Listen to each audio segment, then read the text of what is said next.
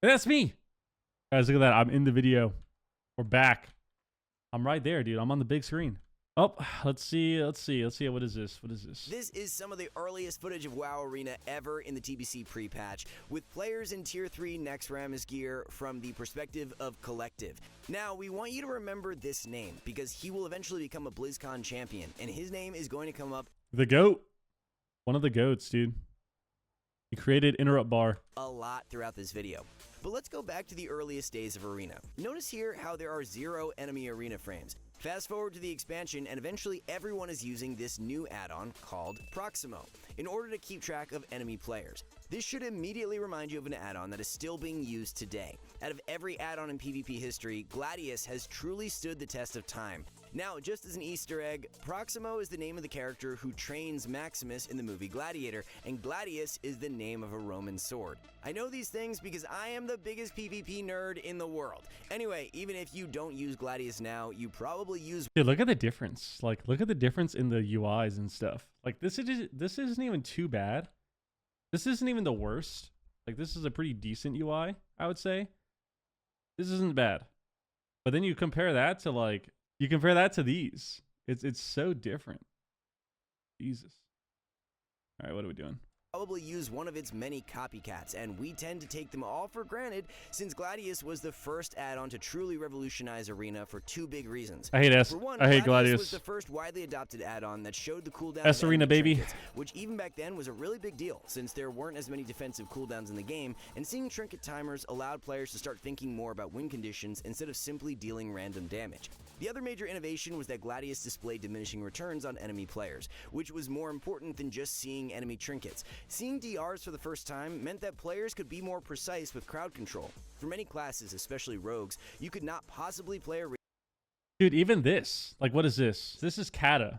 Like, look how different everything looks.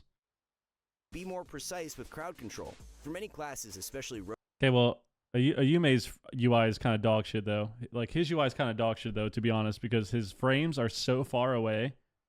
Like, you can't even see anything because his arena frames are so far to the right, which is terrible. But even then, like, it's just so open. It's so much more open. Rogues, you could not possibly play Arena at a competitive level without tracking DRs. In fact, for the longest time, Blizzard had actually banned all add-ons for LAN tournament play, which meant the best comps were the ones that weren't as reliant on tracking DRs. And it wasn't until this ban was lifted that a rogue would ever win BlizzCon for the first time.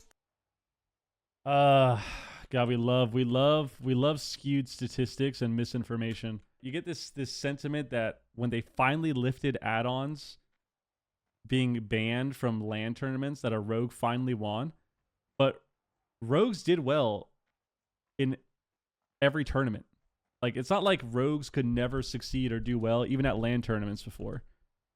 That's just not true. So it's definitely funny to hear, like, oh, rogues never won because add-ons were banned and, like, all the best comps play without DR trackers and stuff. So, like, comps that just do damage win. And it's like, sure, you know, there's definitely it's unfortunate for sure, and you're somewhat at a disadvantage if you're playing comps that have CC and you don't have these DR trackers at LAN compared to, like, if you're playing TSG or something. But rogues have won tournaments before and done really well at tournaments doing that as well. So, like, a good example is 2015 in WoD, BlizzCon 2015.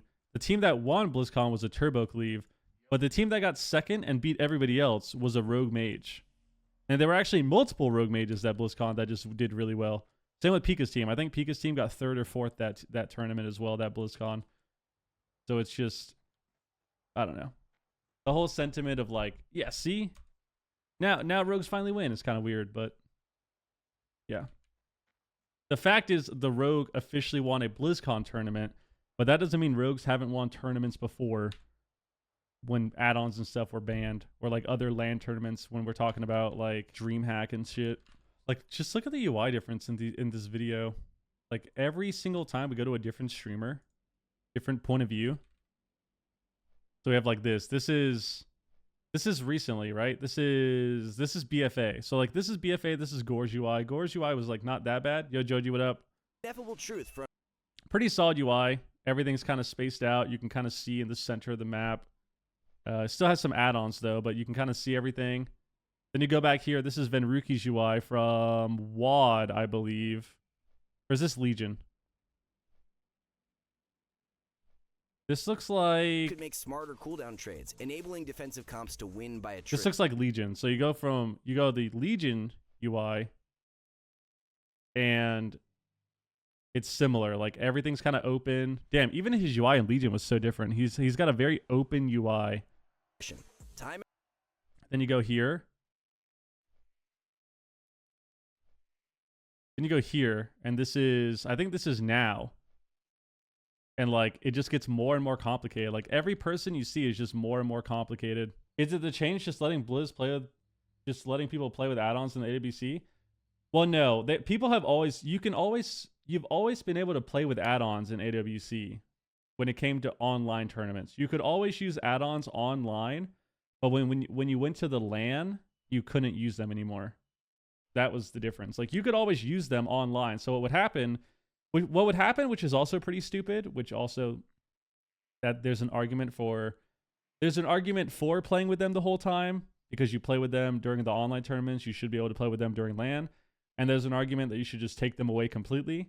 And that was because what would happen is whenever you played in these tournaments, you would turn off your add-ons. So like you would play all year, you'd play in the cups, you'd play in the cups, you'd qualify, you'd make it to regionals, or you'd make it to BlizzCon, or make it to a finals, and then you would turn off all your add-ons, and you'd play and practice for a month or two, and then go to the LAN, which also is kind of weird, right? That you're just gonna have to turn everything off, but that was what you used to do.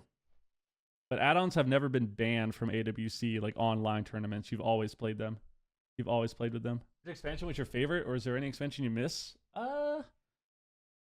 I don't really miss any expansion, to be honest. Like I miss moments of each expansion. Like there's definitely moments in each expansion, even BFA. That like I had a lot of fun, but I wouldn't say like I miss any expansion. I would say I miss the people mainly. Like I would say I miss the people and like the feeling of playing the game back then rather than the actual expansion. So like MOP, and then like even the middle of WOD, like I was playing so much WoW with a lot of different people. Kata, like start and middle of Kata as well. Like there's points in Legion where that were really, really fun. But yeah, I don't necessarily miss like any specific expansion. But during this time, there was one lightweight add-on that was so good that it would eventually become part of the game by default. The add-on was Lose Control. Yeah, I don't know what problem in PvP, awareness. WoW was becoming more and more complicated as classes gained an infinite number of procs and cooldowns, I don't know what adding to clutter that made important information player housing's going to be like. notice. I feel like it's kind of cool though. Simple. All it did was What's magnify up? CC debuffs on various parts of your screen. Instead of needing to scan through tiny icons, information was presented in your face. It was impossible to ignore. It was a change that seemed small on its surface, but yielded a much bigger impact than most players would realize. Lose Control was so good that eventually Blizzard would bake in parts of its functionality directly into the default UI, through loss of control alerts, a setting that no serious player should play without. Lose Control would eventually be abandoned and would be replaced with big debuffs, with the newest standard being WeakAuras. Like, look at this. Like, look at the UI differences, dude. It's so crazy. Yeah, MOP's super fun. Like, I think MOP's definitely going to be different. It's not going to be at all the same experience that I had before, but I think it'll still be fun for a little bit. Like, I'm excited to play it for a little bit. Like, this is crazy. Like, the difference is so insane, man. You got interrupts here. You got CCs here. You got cooldowns here. So you have 3 different omnibars, which this is what everyone has. Wait, this is literally, dude, this is literally my UI. This is my fucking UI. Actually, no, it's not. His omnibars are down here. Mine are up here. But he puts his dispels in the same spot. So like healer dispel, you can track, which he has an omnibar to track dispel right here. He's got defensive CDs. He's got CCs. He's got interrupts. So 3 different omnibars. Then you have S Arena here with all your DR trackers. Then you have Omni CD, and then big debuffs for your nameplates, which is not the worst thing. But then you have Omni CD for your own teammates. That's what I like to see, baby. Which continues to give players more awareness in a crucial time period when the buff and debuff frames are impossible to navigate.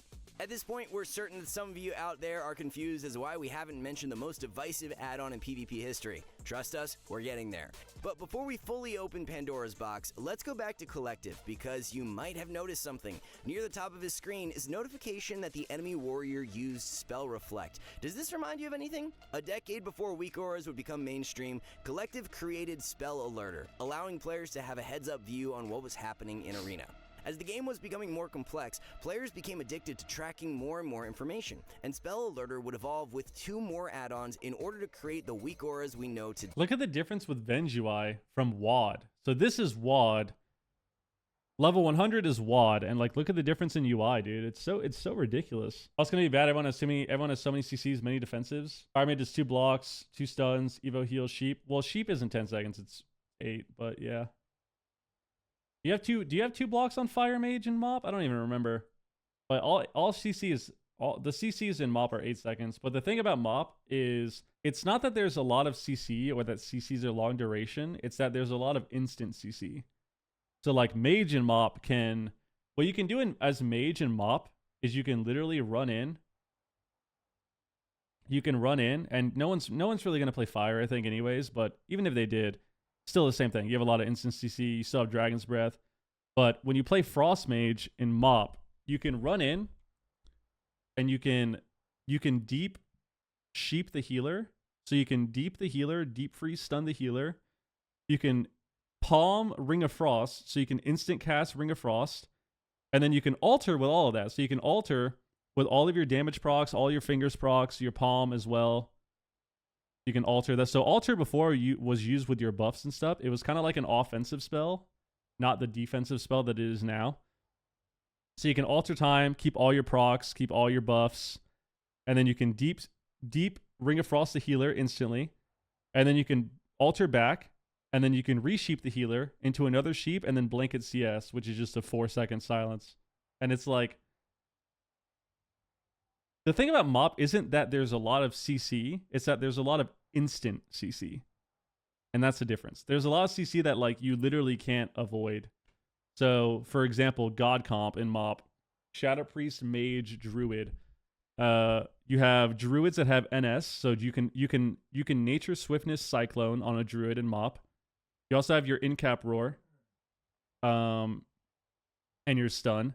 And you also have Priest that has Stun, like Priest that has a Horrify that's a different DR, and they have Silence, and they have Fear. And then Mage that has a Stun and a Silence and, you know, instant CC. Like instant sheeps. So it's so different. It's so different. Dang. One of those add-ons was Power Auras, which allowed players to display on-screen visuals to represent various buffs or procs. Once again, this should immediately remind you of a feature that is part of the default UI today, with on-screen animations representing unique, class-specific buffs. After Power Auras, some players would start using Tell Me When, which gave even more freedom on what information could be tracked. But let's pause here. Despite their strength, few players in PvP would actually use these add-ons, and up until Shadowlands, most PvP UIs were relatively minimalist. Meanwhile, starting in Mists of Pandaria, a new add-on was gaining traction in the PvE world, WeakAuras. This add-on could do everything Tell Me When could do, but better. WeakAuras could solve any problem that players could think of, and the best guilds at the time were using. Look how crazy rating looks even in Mop. Like rating is so different now, dude. It's crazy because you look at Mop rating, and like Mop rating is nothing close to like Legion rating, and then Legion rating is like nothing close to fucking like Shadowlands Dragonflight rating. Like it just gets increasingly more, not only difficult, but like it's so visually impairing, dude. It actually hurts my eyes to look at this add-on to push cutting-edge content. But while this was happening in the PvE world, players in PvP were happy using their fairly minimalist UIs. Oh shit, it's Pika. Look at that. Pika makes an appearance, dude. DJ Peekaboo. What is this? Level 90 Mop. So we got Jaw Rind Pika versus Ham Sham Dilly and I Love Marie, which I think that's Raucous. God damn. But then, something would happen which would change PvP forever. Shadowlands would include some of the highest burst damage of all time, with players dying 100 to 0 within a single global. This was due in part to critical strike damage being buffed with the release of the expansion, years after being nerfed in Warlords of Draenor. Couple this with the fact that a global pandemic... It's me! I'm there, baby! I'm right there. I'm right there, baby. Look at that. Look at Chan. Chan's got the fresh cut. That was before Lauren and I paid for the blinds. We got actual blinds now. Look at that. We got actual blinds. I'm a little skinnier. My face isn't as puffy. We got the beanbag chair. My room has more decorations in it as well. Hell yeah, dude. Meant that add-on restrictions in tournaments would be lifted, and the floodgates were open for innovation. Leading the way was Team Liquid, coming off the back of their 2018 BlizzCon win. Mez would develop one of the most popular WeakAuras of all time. It was a complete package, instantly notifying players with both visual and audio notifications when any cooldown was pressed, which helped solve the problem of getting one-shot in Arena. Now, if the story ended here, nobody would care, since Collective had already figured this out more than 10 years earlier in the Burning Crusade. But unlike Spell Alerter, WeakAuras beard? I need to shave my face, man. And it could be used to do almost look shorter anything, now, including replacing the entire interface. I'm not even standing. How do I look shorter? Circling back to where we started, the possibilities of WeakAuras are endless. The line is quickly getting blurred between player and computer, with WeakAuras being able to play the game for you. This is why add-on functionalities need to eventually be clawed back. Content in WoW is designed with add-ons in mind, so as the technology gets better, the content needs to become harder, once again increasing the gap between players. Now that Pandora's box has been opened, what do we think about the future of add-ons? It's pretty clear that the solo experience is dominating WoW. It's crazy because this right here, harder, this once graphic, again, increasing the gap between players. So we're saying that add-ons are increasing the gap between players, obviously because, you know, the players that don't have these add-ons are at such a huge disadvantage. But a huge thing to remember too, that I don't know if they're even going to talk about this for the rest of the video. There's only a minute left. Is not only are the add-ons creating a huge gap between players that don't have these add-ons, but and most importantly, as far as top end Arena goes, the add-ons are lessening the gap between the top players. So now there's a huge gap between people that just log in and play without any of these add-ons and people that are 1800, you know, same rating as them or same skill level as them, but they have these add-ons. There's a huge gap between those players. But the gap amongst the top players is now a lot smaller because of this. Because now you have people that, you know, over the years, let's say they don't have the most awareness. Let's say they aren't the best at like scripting things or being or having good communication, which is a skill. Like awareness and communication, both of those things are very much skills of the game that are kind of just not as relevant anymore because of the add-ons. You can also count reaction, like, you know, reactionary stuff as well as being a skill, but obviously people are going to argue like, oh, well, not everyone's 14 and takes Adderall. I can promise you no one is playing WoW at 14. That's rank 1. The only person is Meep. I think Meep is like 17 now. But outside of that, like there's no one that's consistently high rated and owning the ladder at fucking 13. Everyone is older. Like look at Pika. This guy's old as shit too. This guy's what, 27 now? Or he turns 27 this year, I think.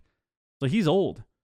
And he's still super fast. Your reactionary gameplay, your speed with that, your awareness and your communication, like those things are very much skills of the game that are also impacted by these add-ons, because now, you know, now you just have, instead of being able to look for things and being more aware of positioning and CCs and when people are gonna push in and be aggressive, now you just have add-ons tell you everything to do, tell you everything that you're supposed to do. So now you have, you know, an add-on, like you have a WeakAura that pops up, giant flashing letters that says Warbreaker, and then if you're a warrior, what do? You disarm. So you have giant flashing letters that say Warbreaker. It makes an air horn sound. You have a little squeaky like clown horn sound, and then you disarm your target. So the point of this is not only are add-ons kind of, you know, creating this huge barrier to entry for players and increasing the skill gap between people that have them and people that don't. So the new players that don't have them, or people that have been playing the whole time that don't have them, and players that do have them.